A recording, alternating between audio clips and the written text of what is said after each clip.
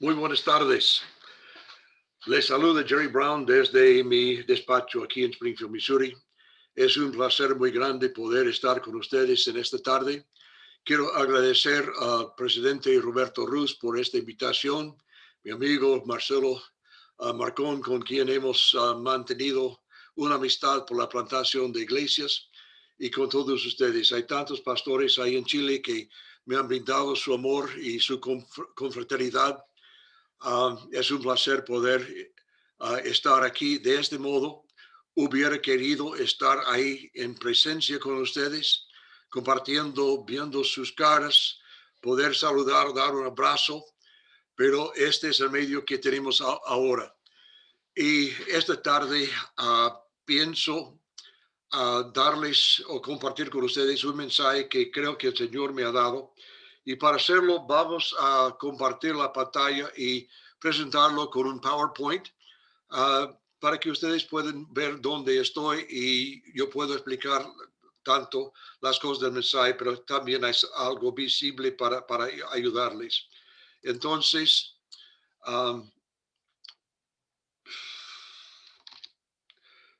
share screen. Compartir la pantalla es lo más necesario. Ahora sí. Share. Ok. Ahora estamos. El título un poco interesante. No sé si debo hacer una pregunta. ¿El Señor te está esperando? O si debo decir, el Señor te está esperando. Pero lo he puesto aquí como una pregunta. ¿El Señor te está esperando? Esto está a base de una serie de historias, 5 acontecimientos antiguos, que son historias que fueron grabados por nosotros por el Espíritu Santo. Y yo digo que fueron escritos y guardados especialmente para nosotros, porque dice que estas cosas fueron recordados especialmente para nosotros que vivimos al fin de los tiempos. Otra traducción dice sobre cuyas cabezas ha caído el fin del mundo.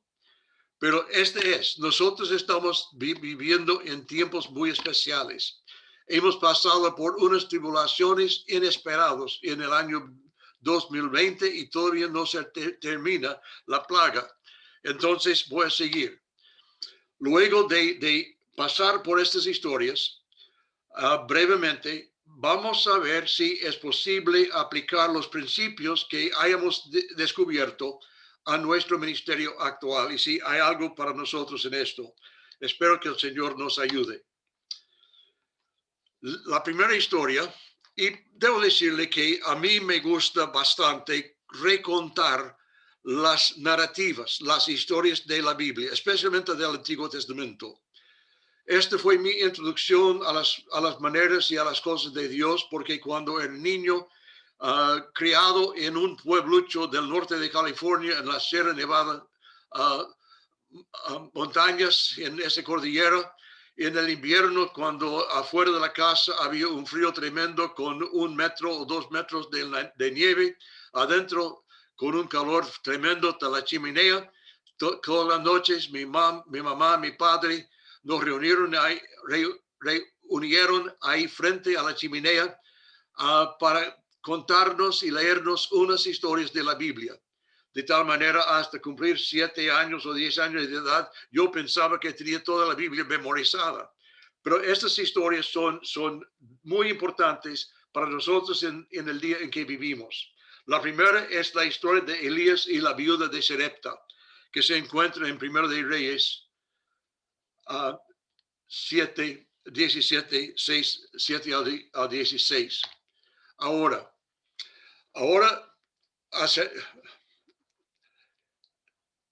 en este momento, Elías está en un lugar donde él ha ido huyendo de las amenazas de Jezabel y su esposo, el rey Ahab. Y él está ahí, los cuervos le están alimentando y hay un rillito ahí donde él tiene su agua, pero de pronto la sequía también llega ahí y él ya no tenía agua y ya se fueron los cuervos. Y Dios llega y él dice a él, ve ahora a Sarepta de Sidón y permanece allí. A una viuda de ese lugar le he ordenado para darte de comer. Dios ha seleccionado a una persona para dar comida a este profeta. Entonces, cuando él llega, y esto es lo interesante, cuando él llega, ¿cuál es la condición? Bueno, cuando él llega, parece que la viuda no ha escuchado el mensaje porque ella ha reunido todo lo que ha quedado en la casa para preparar una última cena para ella y su hijo. La idea es que ellos van a comer este pan que ha sobrado y con esto no saben qué va a hacer, pero parece que van a morir de hambre. Entonces, esa es la situación. ¿Y cómo resolvió el problema? Dios, por esto, él envió al profeta y él dio ciertas instrucciones a la mujer y es muy interesante. La viuda fue e hizo como le había dicho Elías. Comieron él y ella y su casa durante muchos días. No escaseó la harina en la tinaja, ni el aceite en la vasija menguó, conforme a la palabra de Jehová, que Jehová había dicho por el profeta Elías. Entonces, ¿cómo resolvió el problema? Es interesante cuando llega el profeta, él dice a la mujer que ya está con hambre y no tiene comida, dice, prepara para mí una cena. Y luego usted y su hijo pueden comer de lo que sobra. Imagínense. Pero la mujer lo hace. Y en todo el tiempo que estuvo ahí la sequía, mientras Elías estuvo en ese lugar, esa tinaja de aceite no se acabó. La harina que tenían no se acabó. Dios hizo que esto fuera suficiente para las 3 personas por todo el tiempo de la sequía. Dios ha suplido la necesidad. Mira, en esta historia, ¿quién fue el actor central? Bueno, decimos, bueno, Dios, porque Dios es el que hizo el milagro, que llamó al profeta y todo esto. Sí sé esto, pero para que ocurriera el milagro, para sustentar a la viuda, tuvo que estar presente este actor, el profeta Elías. Él fue la persona clave para que esta mujer sobreviviera. Ahora, otra historia, Eliseo y la mujer que era viuda de un hijo de los profetas. El segundo de Reyes 4, 1 a 17. Discúlpeme, de 4, 1 a 7.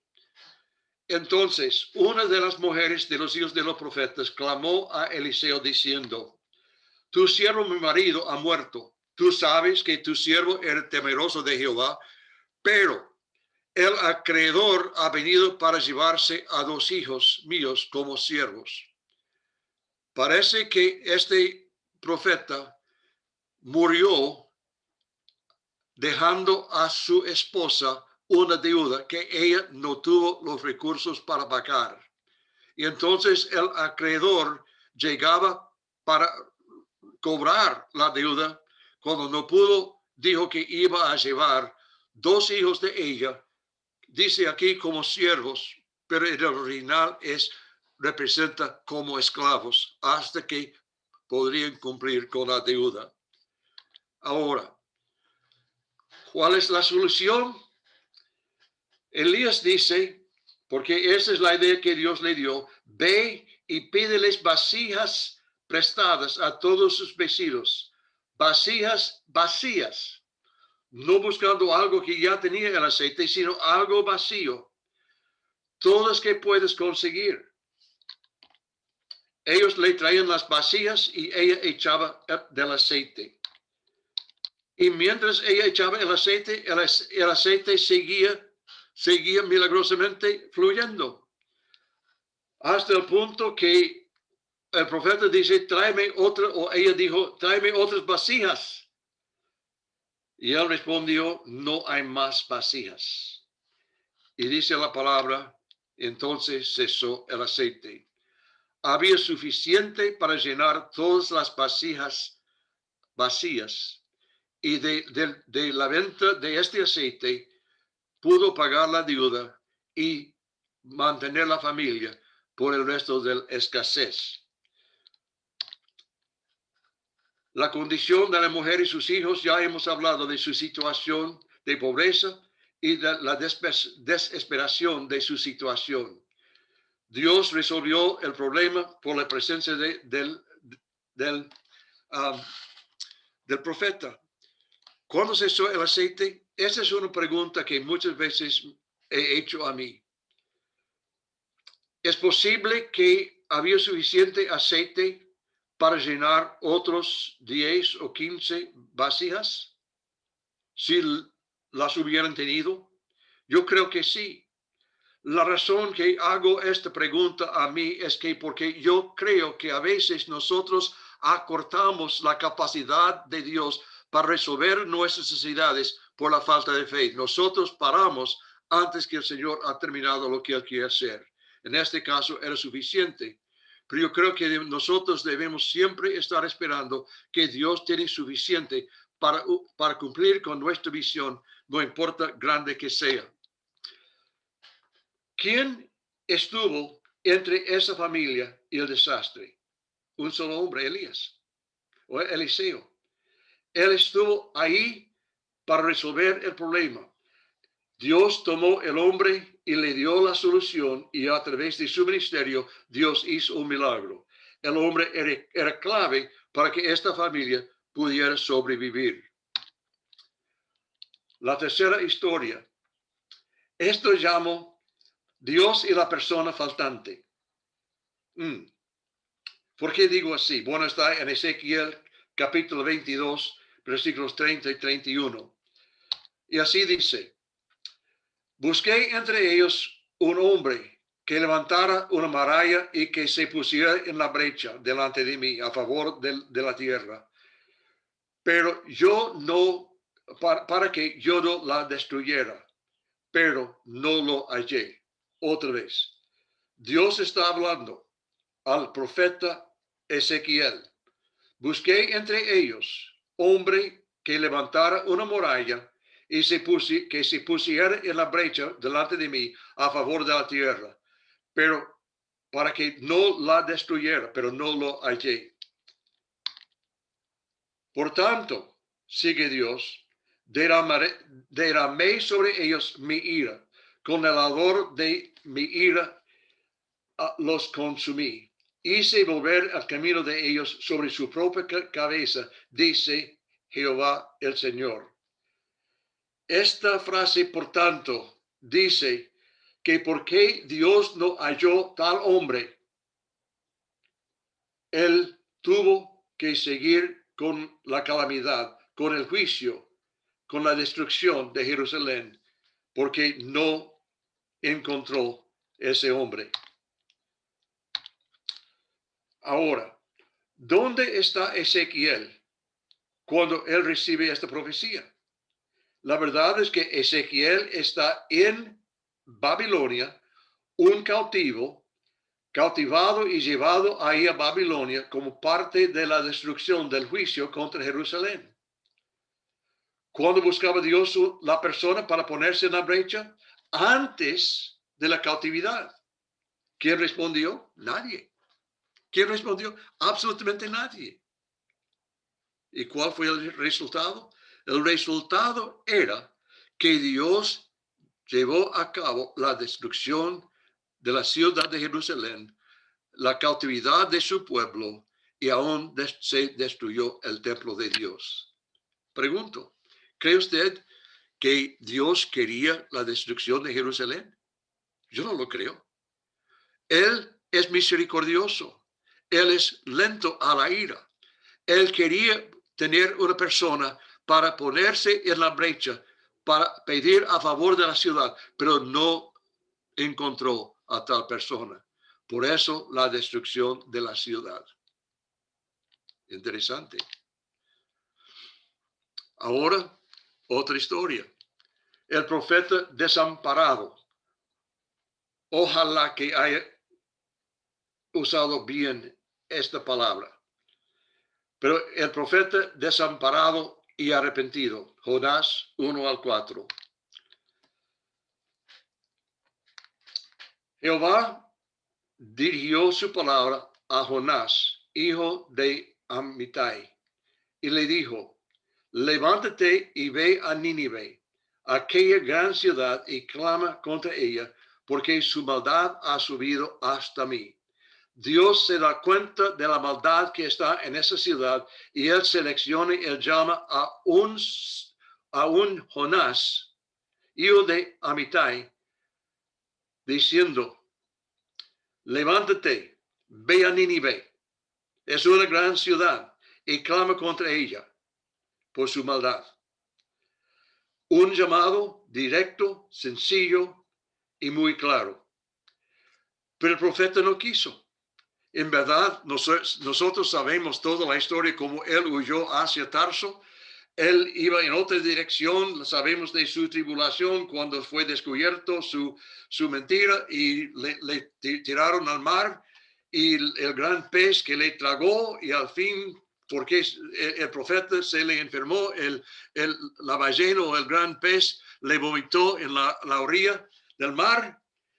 Y el arrepentido profeta llega a la ciudad y predica. Predica por 3-4 días en esa ciudad. Y como resultado, Dios en su misericordia pudo ver el arrepentimiento y el ayuno, todo tipo de humildad, desde el rey hasta todo el pueblo y hasta los animales. Imagínense, toda la ciudad, una gran victoria. ¿No le parece que esto hubiera sido algo grande, que hubiera dado un gozo tremendo al profeta ver que Dios había hecho tal cosa? No, no para Jonás, sino él sentía que él había profetizado, y si él dio el mensaje de Dios que iba a llegar en 40 días la destrucción de la ciudad, él iba a pararse, sentarse fuera de la ciudad para observar cuando Dios cumpla con su palabra. Pero él está esperando y no viene el juicio. Entonces, ahí seguimos con la historia. Entonces Jehová le dijo, la historia aquí es que él había sentado ahí, sufriendo del calor, y por gracia sale una calabacera, una planta que hace una sombra donde él no está sufriendo del sol. Pero en el espacio de una noche vino el gusano, y el gusano comió y mató la planta, y otra vez está sufriendo el profeta, que dice ahora: mátame, Dios, ya no vale vivir. Y Dios le pregunta: ¿tú tienes lástima de la calabacera en la cual no trabajaste, ni en la cual has hecho ni a la cual has hecho crecer? Que en el espacio de una noche nació, en el espacio de otra noche pereció.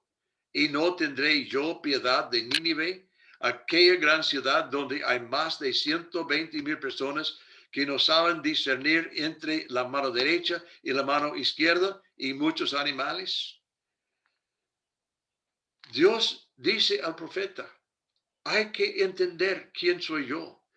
Yo tengo una compasión para la gente, no me importa lo malo que son o cuáles son sus pecados. Yo quiero perdonar y salvarlos.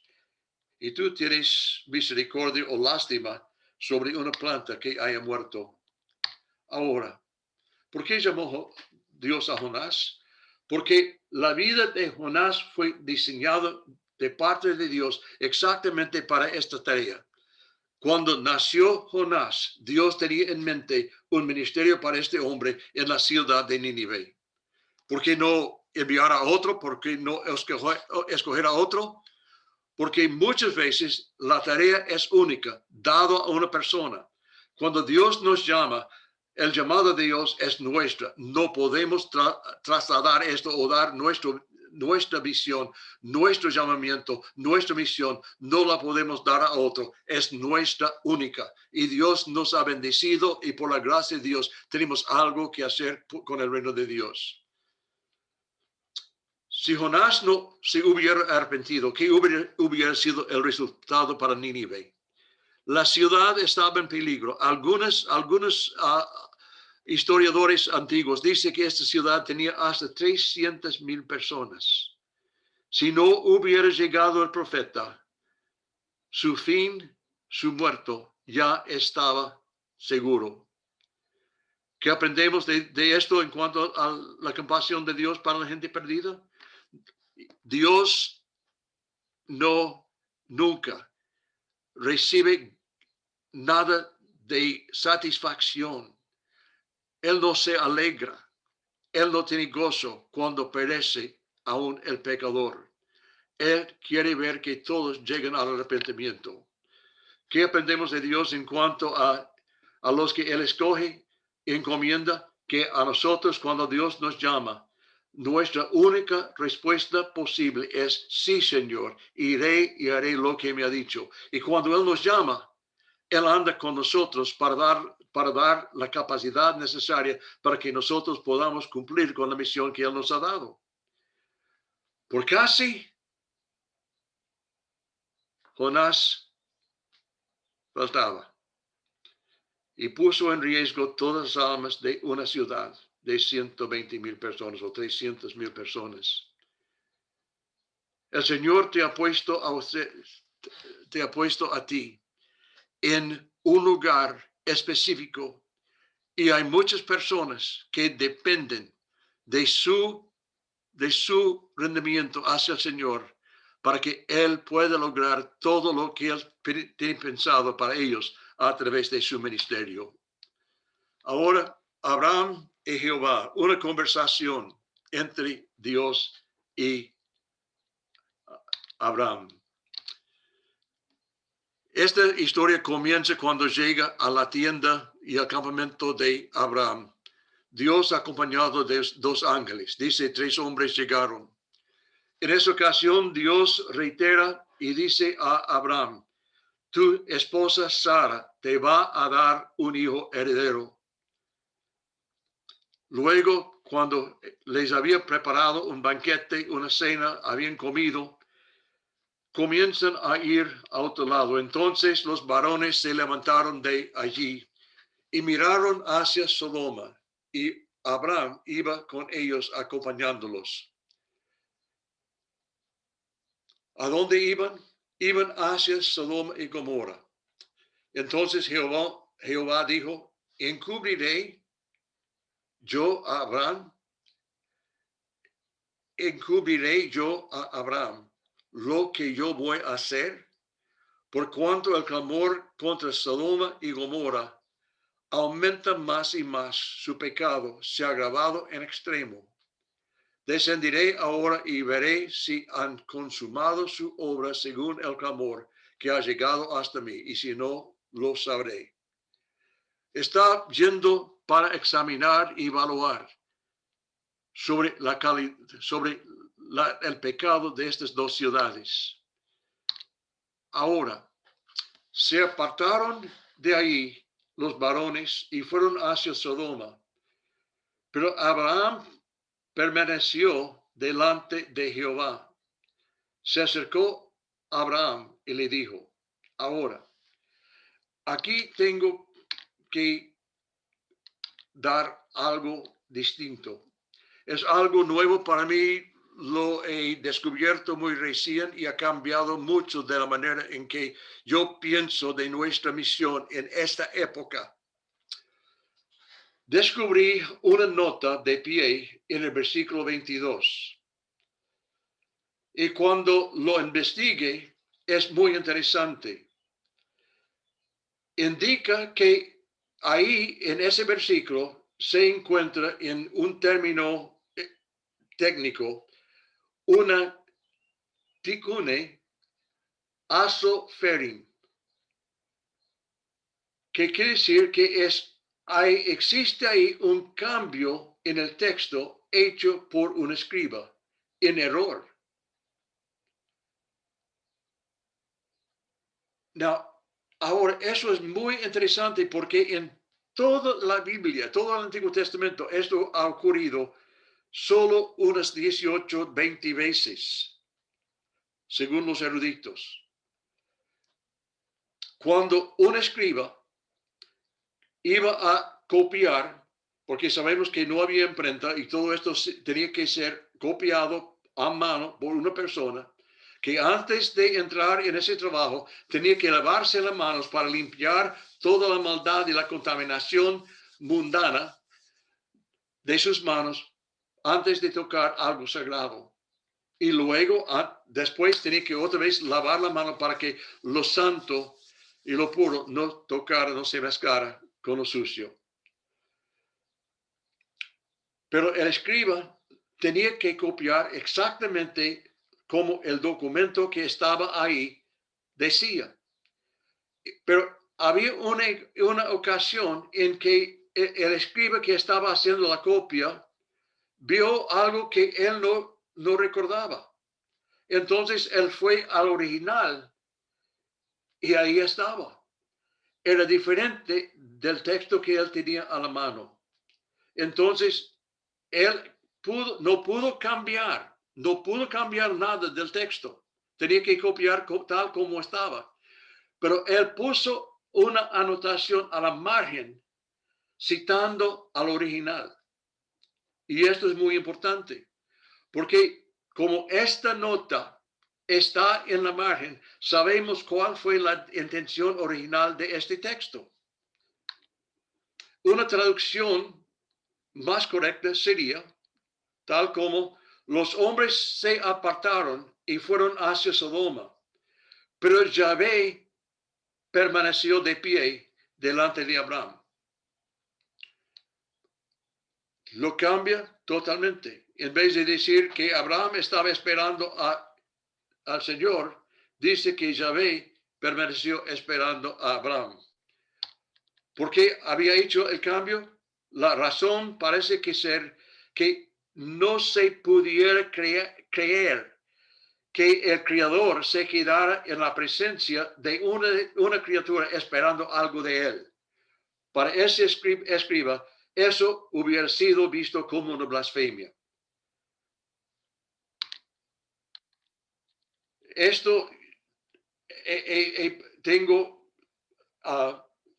de un libro, Lecturas del Antiguo Testamento, de la teología del Antiguo Testamento, por un erudito, Dennis Kinla, que es un hermano muy ungido por el Señor. Pero este es donde yo he encontrado esta explicación. Y para mí es importante. ¿Por qué? Porque parece que Jehová se quedó frente a Abraham esperando su consideración de su plan para las dos ciudades. Dios esperaba en Abraham para que él actúe en intercesión por la ciudad. Imagínense.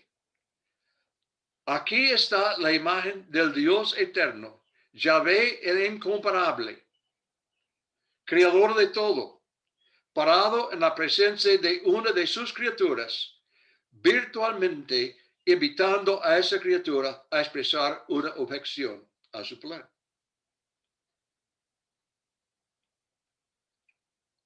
Dios estaba esperando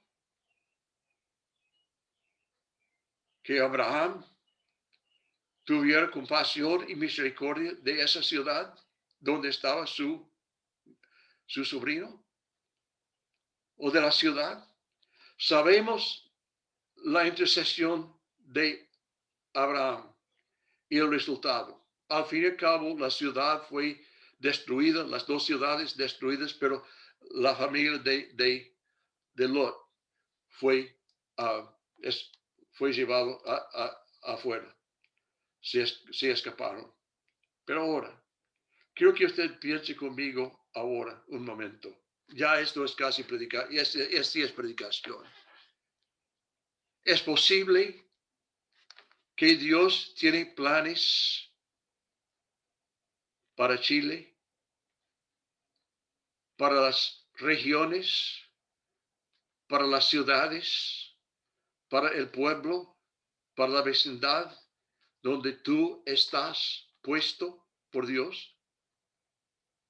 Que Él está esperando hasta que nosotros nos pongamos de acuerdo con Él y comenzamos a interceder por ellos. Esto me ha quebrantado el corazón. Porque yo pienso de mí.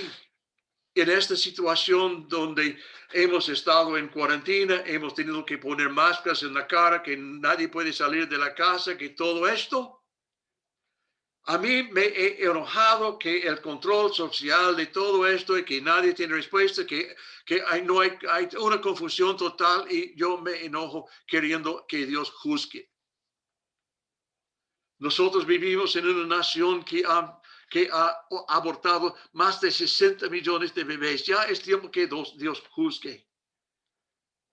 Pero ahora el Señor me ha convencido que mi ministerio principal ahora no es juzgar en lugar de Él, sino que yo pida misericordia sobre estas ciudades, sobre esta nación, sobre las grandes ciudades de este planeta donde reina el pecado y la maldad, para que Dios tenga misericordia. Hay cosas que Dios quiere hacer, que no hace porque está esperando en nosotros. No quiero ser el hombre faltante en el tiempo en que mi ciudad, que mi pueblo, que mi nación está en necesidad de la intervención de Dios. En resumen, dos de las historias involucraban a una viuda e hijos. Estas eran personas insignificantes excepto a los ojos de Dios. No tenían poder, no tenían derecho, no tenían nada, no tenían recursos, totalmente abandonados. Pero ¿sabe qué? En la economía de Dios no hay gente, no hay persona sin importancia. Por eso murió Cristo en la cruz. Dos otras historias involucraban a ciudades enteras, llenas de personas malvadas que necesitaban con urgencia la misericordia de Dios.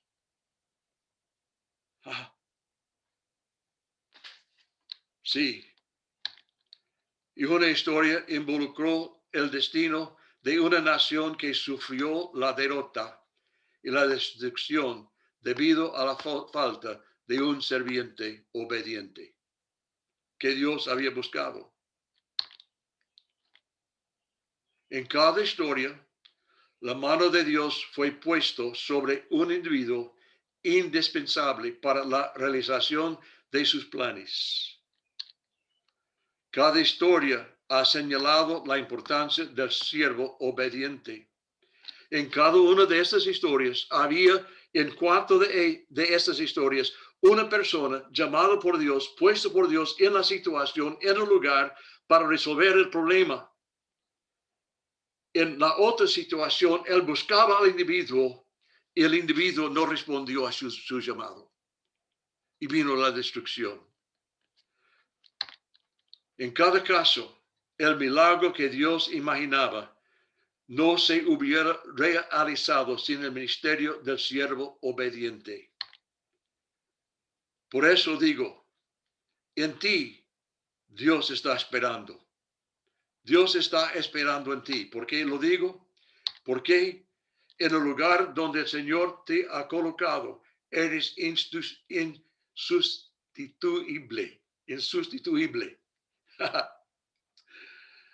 Esto quiere decir que Dios te ha puesto en tal lugar porque Él puede realizar todo el ministerio que Él quiere a través de tu persona y no por ningún otro. Tú estás ahí en lugar de Jesucristo mismo y Él te ha llamado, Él te ha ungido y Él te va a usar. Nadie puede ser sustituido por ti. Entonces, sé valiente, sé valiente. No se quede atrás por miedo. Salga a donde está la acción. El Espíritu de Dios va delante de ti y mientras lo sigues, te dará la victoria. Él va a suplir todo lo necesario. usa todas las innovaciones, usa todo lo que está a su disposición, toda la tecnología, todos los medios, usa todo lo que es necesario. Pero en este momento hay miles de personas que están sufriendo y necesitando la ayuda de Dios, que solo va a llegar a ellos cuando el siervo está obediente en el lugar. Ahora, permíteme. Yo sé que hay 1.3 millones de personas contagiadas con el virus hasta este punto en Chile. Sé que casi 30,000 personas han fallecido de este virus.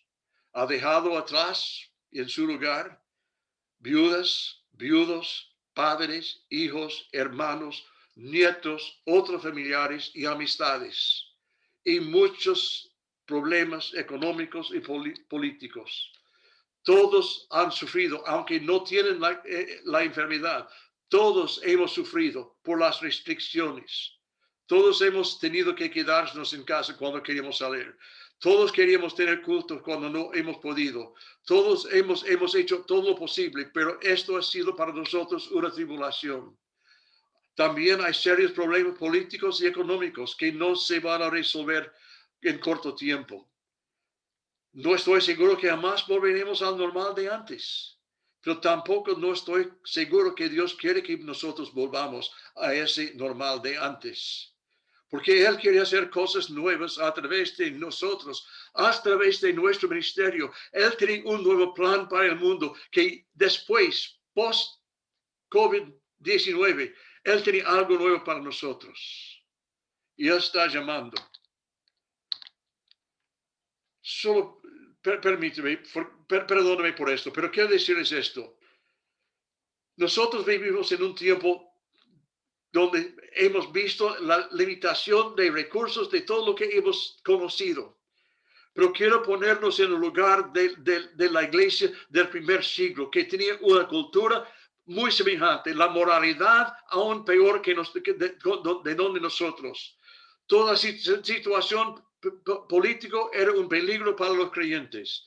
Y cuando nació la iglesia, no había iglesia evangélica en ninguna ciudad del Imperio Romano. No había una iglesia aparte de la iglesia que comenzó en Jerusalén.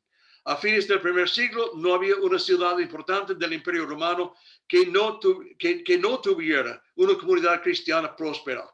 En menos de 100 años, en 70 años, había una iglesia en cada ciudad principal del Imperio Romano. Hasta el tercer siglo, el cristianismo se había convertido en una voz, en la voz dominante a favor de la rectitud y la justicia. Y de tal manera que hasta los principios del siglo IV, el emperador tenía que capitularse, tenía que humillarse. Y él hizo del cristianismo la religión oficial del imperio. Pero esto no ocurrió sin gran costo. Esto no ocurrió solo por mantenernos en las normas de antes. Esto costó el sufrimiento de muchas personas. Esto costó la pérdida de amistades. Esto costó muchas cosas a muchas personas. Pero cuando somos fieles, nosotros podemos ver los cambios que Dios quiere llevar aún en nuestra cultura. Si hay una diferencia entre hoy y aquella cultura, la tecnología, la ciencia han cambiado, nuestra forma de vida ha mejorado enormemente, pero la naturaleza humana mantiene la misma tendencia a la corrupción. Pero les aseguro que no hay pecado ni depravación que esté presente en nuestro mundo que no estuviera presente en Roma cuando nació la iglesia. Vuelvo a decir, no hay pecado o depravación de que esté presente en nuestro mundo hoy que no estuviera presente en Roma y el imperio cuando la iglesia nació. Pero fue en ese mismo mundo y sociedad y cultura que Cristo fundó su iglesia. Y esa es la promesa que tenemos.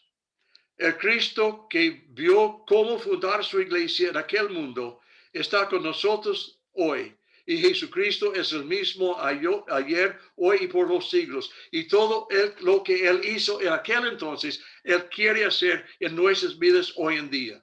Así nos dice la Escritura. Entonces digo, Dios te espera.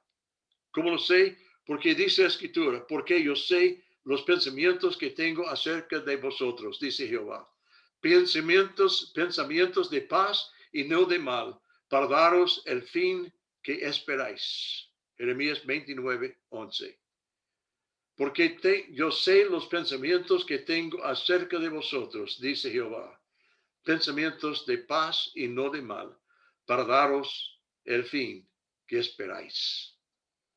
Entonces, hermanos, que el Señor me los bendiga. Espero, mi oración, mi plegaria es que el Señor tome lo que es la palabra de Él y el ministerio del Espíritu Santo y la verdad de estas lecciones para ponerlo en nuestros corazones y para darnos la valentía y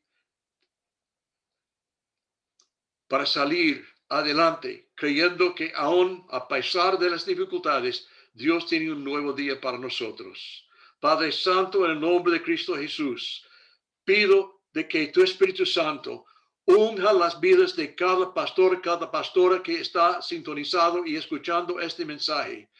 Pido, Señor, que tú suministres para ellos la salud necesaria para sus vidas, para sus familias.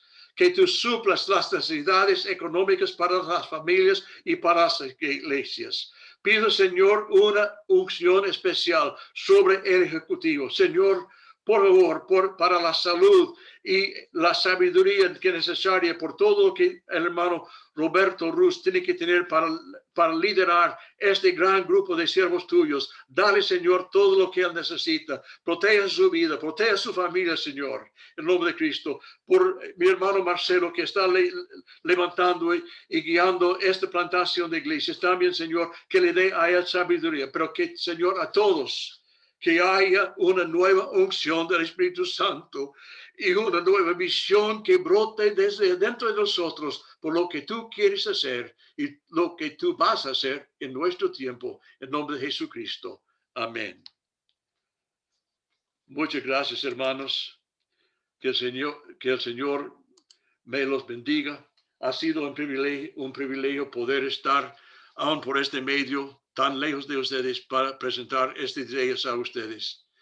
Mis oraciones están con ustedes y no es solamente hoy, sino por el último año y medio.